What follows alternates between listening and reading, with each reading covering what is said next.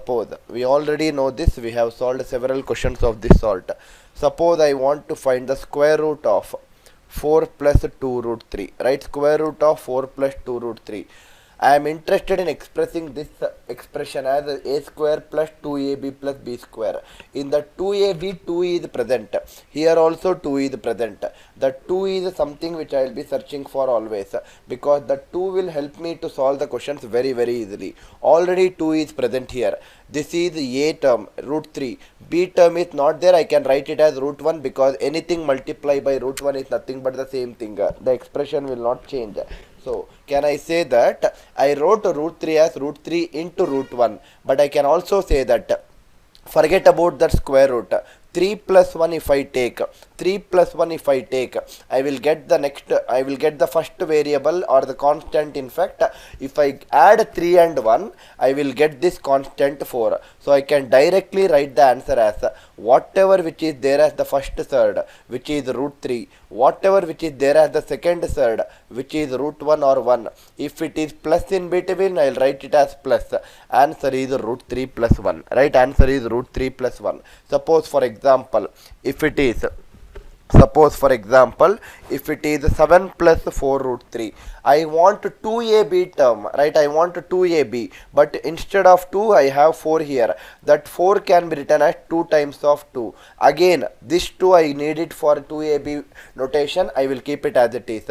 This 2 can be written as root 4. Again, check it out. Root 4 into root 3 is what I have, but 4 plus 3 is nothing but this constant 7. So I can directly write it as root 4, which is 2, and root 3, which is root 3 itself. Because I have plus in between, I will write plus. This is my final answer, right? This is my final answer. Now, we have solved so many questions using this particular concept. We will solve few more extra questions, and then we will solve next varieties of questions using this concept, right? Not using this concept, basically using some other concept in Surds and Indices. We will solve next varieties of questions after solving few questions on this variety what we discussed just now. I hope the idea is clear, sir. Now listen to this carefully. The first two questions, whatever I solved in the last 2 minutes, is just a warm-up session for warm-up problem for all my students who have attended my previous class, and a new explanation for all my students who have not attended my previous classes. Right? Now listen carefully, sir. Listen to this carefully. I am drafting the first question of today's morning session. Saturday's morning session on 23rd June 2018. First question I am writing it on the screen. Now question is, if square root of 9 plus 4 root 5 minus 9 minus 4 root 5 divided by 9 plus 4 root 5 inside the square root plus 9 minus 4 root 5 again inside the square root. If this third value is given as a by root 5, if this is a by root 5, find the value of a, right? Find the value of a. Now listen to this carefully, sir. Same logic whatever I used in my previous classes, I will implement here also, and try to solve these questions in the very faster method. Can I say that instead of 4, I will write it as 2 into 2. That another 2 I will write it as root 4, right? Another 2 I will write it as root 4. Can I now say that 4 plus 5 is nothing but my other constant term 9. So I can directly write the answer as one of the surd is root 5, write it. Another surd is root 4, which becomes a whole number eventually because it's a perfect square, write it. Because I have plus here, I will also write plus here. Similarly, the second term is same term, instead of plus in between I have minus. So it is root 5 minus 2, that minus of minus will become plus. Similarly, denominator, first term is root 5 plus 2, second term is root 5 minus 2. This is how fast I expect my students to write the value on the left hand side instead of rationalizing or finding square root and wasting your time. I hope the idea is clear, sir. Now, if I simplify, root 5 minus root 5 cancels, 2 minus 2 cancels. You are left in the numerator with 2 plus 2, 4. Denominator, you are left with root 5 plus root 5, 2 root 5. Right hand side, you are left with a root 5. So, left hand side is 4 by 2 is 2. 2 root 5 is equal to a root 5. Comparing, I will get the value of a as 2. It's a very tricky question if you do not implement this first step like the way I explained you in my previous classes and also in this class. You cannot take all these things and keep writing in the examination as 2 into 2 into root 5, then 2 into root 4 into root 5, express it as it is 9 is nothing but root 4 whole square plus root 5 whole square. Do not, I think at least I have minimum eliminated 5 to 6 intermediate step. Instead of writing 5 to 6 intermediate step, I directly wrote this first step. Actually, this step will come to you after 4 to 5 steps or 5 to 6 steps, which I am directly writing as step number 1. This is how, this is where, this is exactly the way you need to learn to solve this kind of problems, to directly get that particular step and solve the questions in a faster method. I hope the idea is clear, sir. Idea should be very clear. We will keep taking this kind of problem for some time, and then the next varieties of problems very soon. Right? Idea of this problem, I think it should be very clear. I believe that it is not a problem for my students who have watched my first 5 sessions on Surds and Indices. Question number 2 of today's morning session.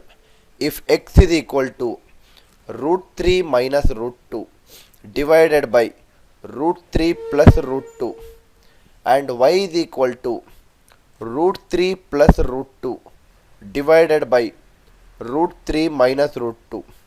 Your question is, find the value of x square plus xy plus y square. X square plus xy plus y square value we need to find. Now again I want my students to be very fast in solving the question. Rationalizing the denominator, please do not keep multiplying and dividing by that. Rationalize the term and waste your time in the examination. I told you a beautiful shortcut to solve it faster. Denominator, check the coefficient of the third.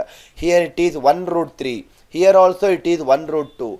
Whenever the coefficient is 1, directly write the denominator as 3 minus 2 in this example as 1. So denominator is 3 minus 2, 1, which I will not write usually if the denominator is 1. Numerator, already I have root 3 minus root 2. When I take the rationalized term of the denominator, that also is root 3 minus root 2. So numerator will become root 3 minus root 2 into root 3 minus root 2. Root 3 minus root 2 whole square. It is 3 plus 2 minus 2 into root 3 into root 2. It is 2 root 6. Similarly, it is nothing but if I expand, it is 5 minus 2 root 6. Similarly, y can be written as 3 minus 2, again denominator is 1.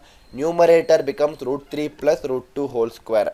Again it is a plus b plus 2ab. So again it is 5 plus 2 root 6. 5 plus 2 root 6. Right? I hope the idea is clear, sir. It is 5 plus 2 root 6. If I simplify further, I require x square term. So this is 5 minus 2 root 6 whole square. So it is 25 plus 2 root 6 whole square is 4 into 6, 24, minus 10 root 6, right? Minus 20 root 6. 2ab is what is that, right? It is 20 root 6. Y square term is, again it is 25 plus 24 plus 20 root 6. But I also require xy term. Xy is the product of these two. A minus b into a plus b is a square 25 minus b square minus 24. What are you left with after all these simplifications, sir? Can I say that 25 minus 24 is 1. This is cancelled. 25 plus 24 is 49. 25 plus 24 is 49. 49 plus 49 is 98. Plus another 1 is 99 is the answer for this question. I believe that it should be very clear. Don't keep multiplying the term. Root 3 minus root 2, again root 3 minus root 2. Next step, do not write it as root 3 minus root 2 whole square. And again next step in the denominator, don't write it as root 3 whole square minus root 2 whole square. Eliminate all the intermediate steps.